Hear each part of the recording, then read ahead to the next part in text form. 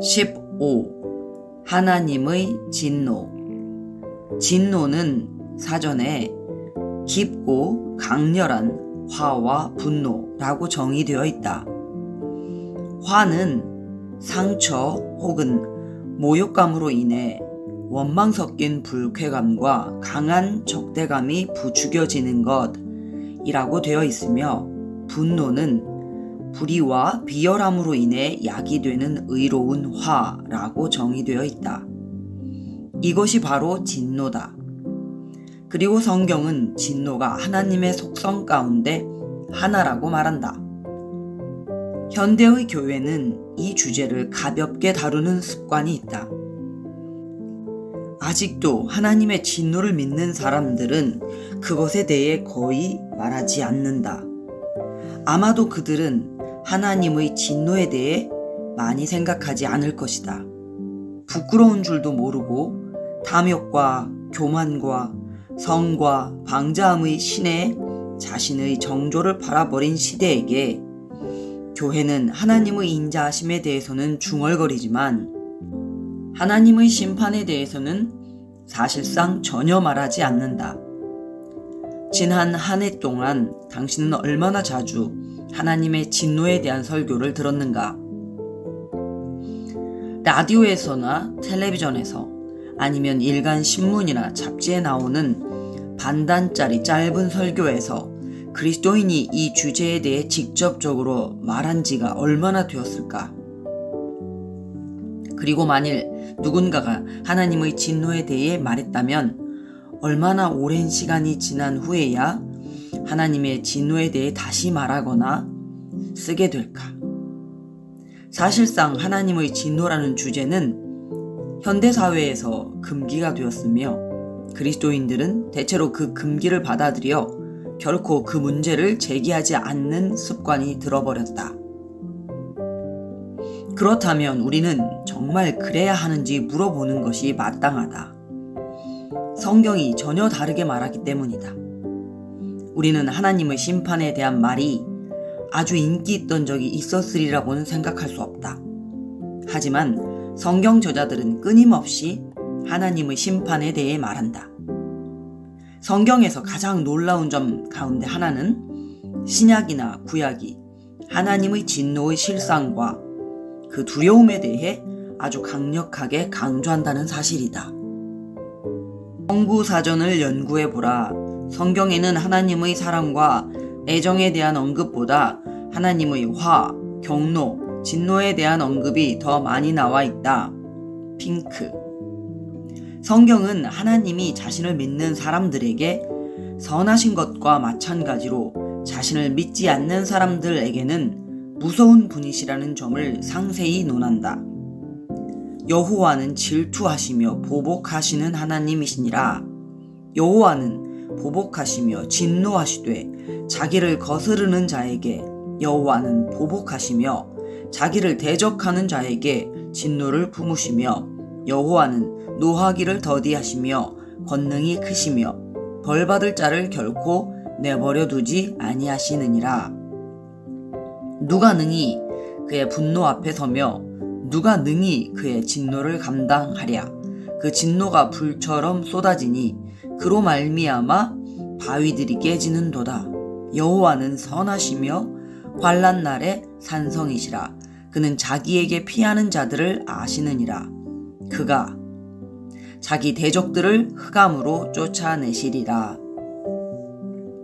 주 예수님이 언젠가 불꽃 가운데에 나타나사 하나님을 모르는 자들과 우리 주 예수의 복음에 복종하지 않는 자들에게 형벌을 내리시리니 이런 자들은 주의 얼굴과 그의 힘의 영광을 떠나 영원한 멸망의 형벌을 받으리로다.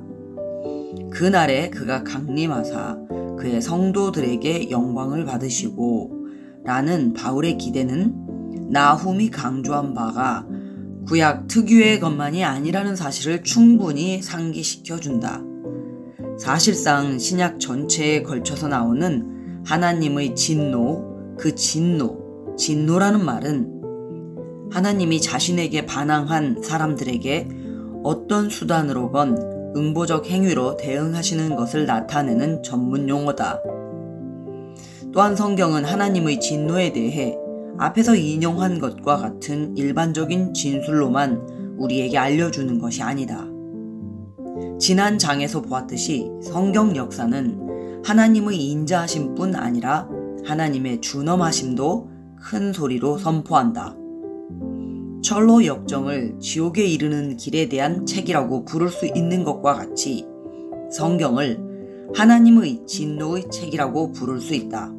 왜냐하면 성경은 창세기 3장에 나오는 아담과 하와에 대한 저주 및 추방으로부터 요한계시록 17장에서 18장과 20장에 나오는 바벨론 멸망과 최후의 심판에 이르기까지 하나님의 응보에 대한 묘사들로 가득 차 있기 때문이다.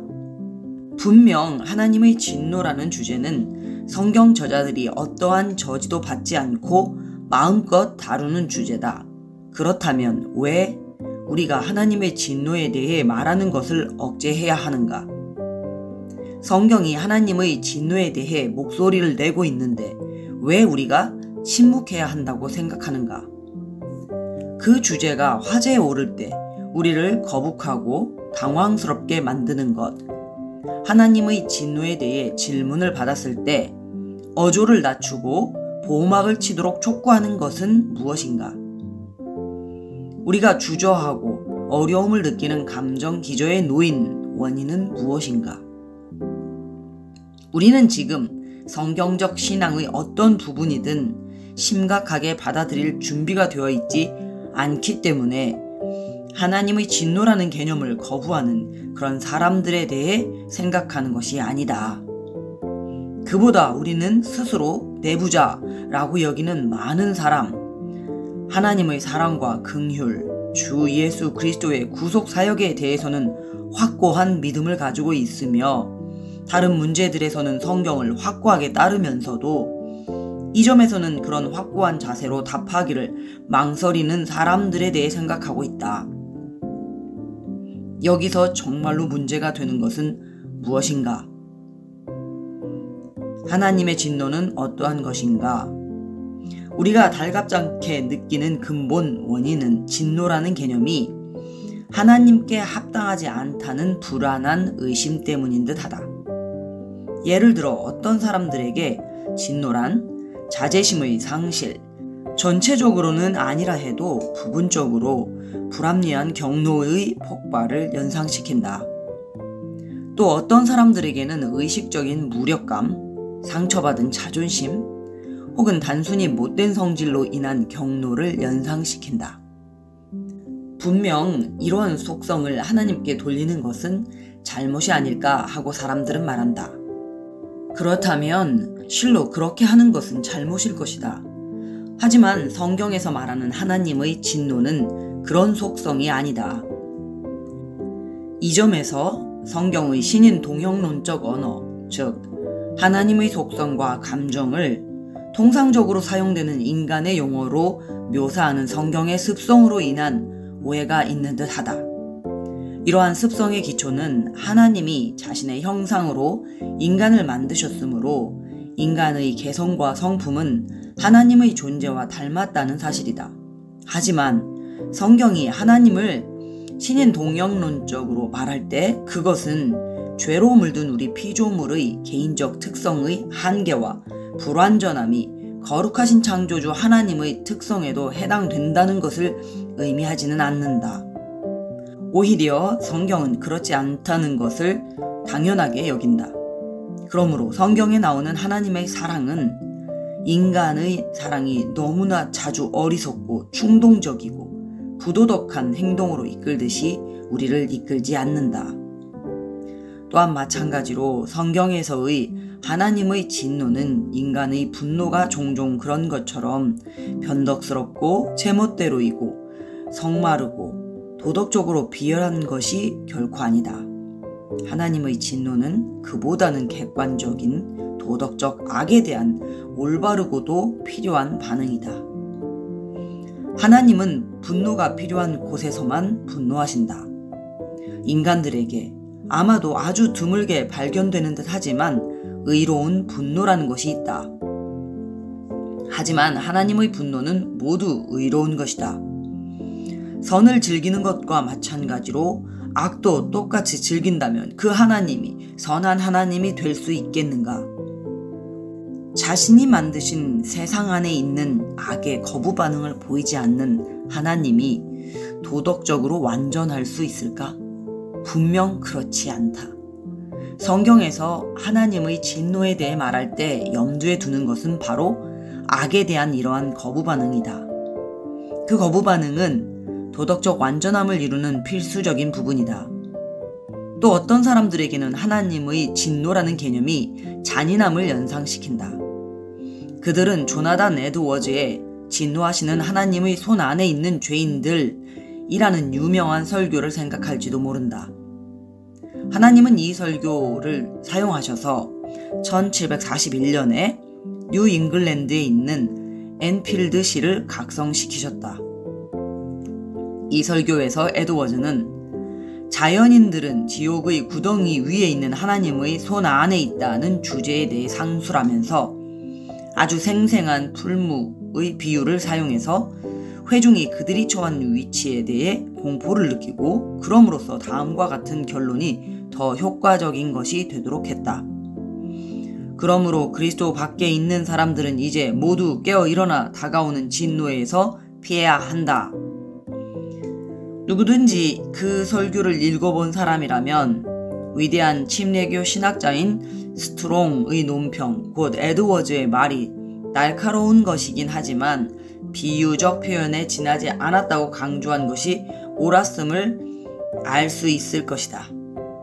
스트롱에 따르면 에드워즈는 지옥이 불과 유황으로 되어 있다고 간주하지 않고 그보다는 죄책을 느끼며 자신을 비난하는 양심이 하나님으로부터 분리된 상태라 여겼다. 불과 유황은 그것을 상징한다. 하지만 이는 에드워즈를 비판한 사람들의 요지를 전적으로 설명하지 못한다.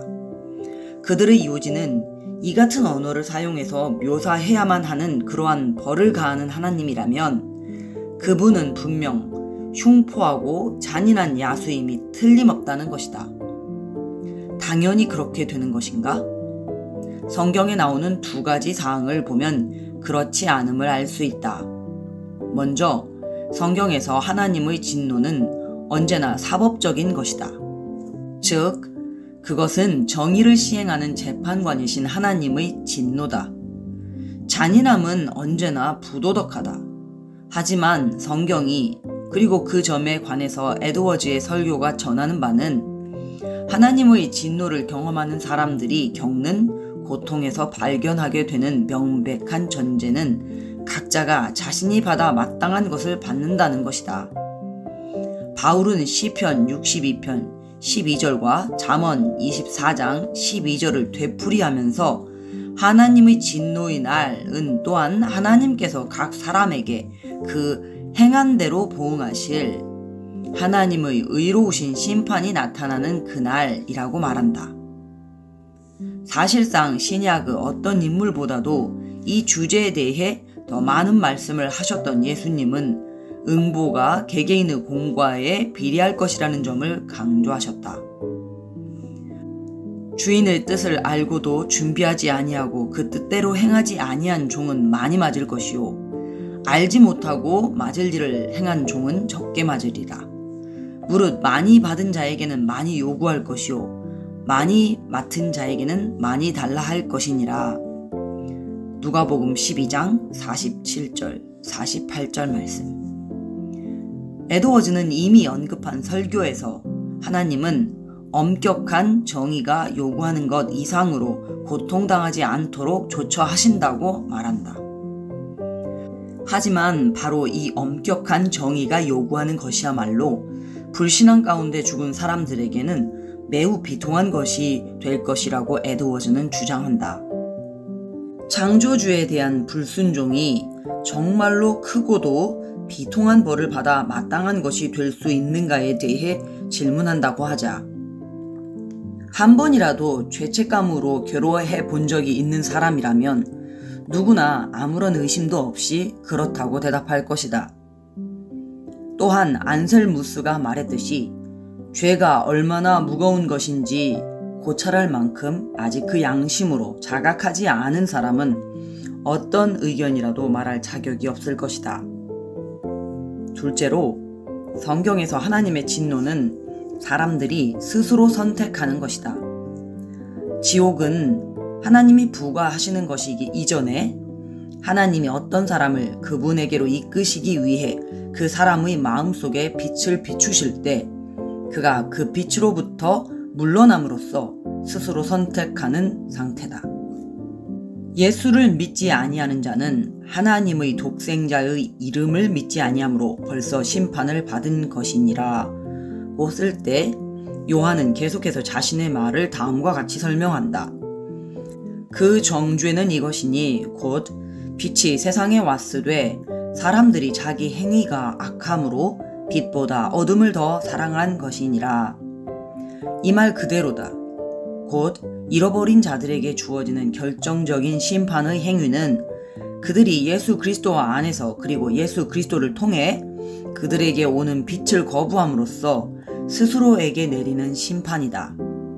요컨대 하나님이 불신자에 대해 이생에서건 내세에서건 차후에 취하시는 사법적 행동은 그 불신자가 이미 내린 선택이 함축하는 바들을 모두 그에게 보여주며 그를 그리로 이끈다. 기본적인 선택은 이전에도 간단했으며 지금도 간단하다. 그것은 내게로 오라, 나의 멍에를 메고 내게 배우라 는 부르심에 반응하거나 반응하지 않거나 둘 중 하나를 택하는 것.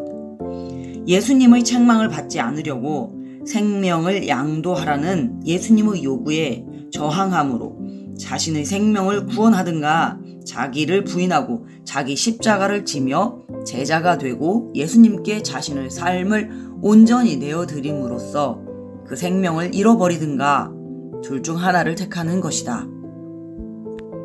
예수님은 전자의 경우 온 천하를 얻을 수는 있지만 그것이 우리에게 아무런 소용도 없을 것이라고 말씀하신다. 왜냐하면 우리 영혼을 잃기 때문이다.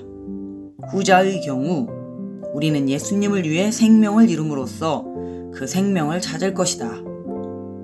하지만 우리의 영혼을 잃어버린다는 것은 무슨 의미인가? 이 질문에 대답하기 위해 예수님은 엄숙한 비유적 표현을 사용하신다. 게헨나. 마가복음 9장 47절과 10군데의 다른 복음서 본문에는 지옥이라고 되어 있다. 곧 쓰레기를 태우던 예루살렘 바깥 골짜기, 죽지 않는 구더기, 곧 정죄하는 양심에 의해 인격이 끝없이 해체되는 것을 나타내는 듯이 보이는 이미지. 하나님의 불쾌함에 대한 괴로움에 찬 인식을 나타내는 불. 하나님뿐 아니라 모든 좋은 것과 인생을 살만한 것으로 만드는 것처럼 보이던 모든 것을 상실했음을 나타내는 바깥 어두움. 그리고 자기 정죄와 자기 혐오를 나타내는 이를감이라는 표현 등이다. 이것들은 상상할 수 없을 만큼 무시무시하다. 하지만 죄책감으로 인해 괴로워해 본 사람들은 그것들의 본질에 대해 약간은 알 것이다. 그러나 그것들은 임의로 가해지는 형벌이 아니라 오히려 어떤 사람이 의식적으로 이미 자신이 택한 상태로 들어가는 것을 나타낸다. 불신자는 하나님께 도전하고 하나님과 대적하면서 하나님 없이 혼자 있기를 더 선호했다. 그리고 그는 자신이 선호한 것을 갖게 될 것이다. 스스로 택한 사람들 외에는 그 누구도 하나님의 진노 아래 있지 않다. 하나님의 진노의 본질은 사람들에게 그들이 택한 것을 주는 것이다. 곧 거기에 함축된 것을 모두 주는 것, 그 이상도 그 이하도 아니다. 하나님이 이 정도까지 인간의 선택을 존중하시겠다는 것은 당혹스럽고 심지어 두려운 것처럼 보일 수도 있다. 하지만 이 점에서 하나님의 태도가 가장 공정하다는 것, 우리가 잔인하다고 말할 때 의미하는 제멋대로이고 무책임하게 고통을 가하는 것과는 하늘과 땅만큼이나 차이가 있다는 것은 명백하다. 그러므로 왕이시며 심판자이신 하나님이 우리에게 진노와 복수의 행동을 보이시는 것을 묘사하는 많은 성경 본문을 해석하는 열쇠는 다음 사실을 깨닫는 것임을 기억할 필요가 있다. 곧 하나님이 행하시는 일이라고는 그분이 벌하시는 사람들이 스스로 따르기로 선택한 길에 의해 이미 자신들에게 부과한 그 심판을 비준하고 확증하는 것에 불과하다는 것이다. 이것은 창세기 3장에 나오는 인간에 대해 하나님이 최초로 보이신 진노의 행위에 대한 기사에서 나타난다. 거기서 우리는 하나님이 아담을 에덴 동산에서 쫓아내기도 전에 이미 아담이 하나님에게서 숨고 그분의 임재를 피하기로 선택했음을 알게 된다. 똑같은 원리가 성경 전체에서 적용된다.